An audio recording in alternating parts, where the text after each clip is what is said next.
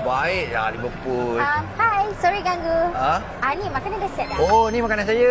Sekejap. Saya lupa ni apa benda saya order ni? Oh, yang ni laksa panjang goreng ikan. Laksa panjang goreng ikan. RM13 je. RM13. Ni apa benda tak sebenarnya ni? Oh, yang ini sebenarnya Jun and Julai line up untuk new menu kita dekat Arman Nasi Lemak ni. Oh, menu barulah untuk Jun dengan Julai. Betul. Okey.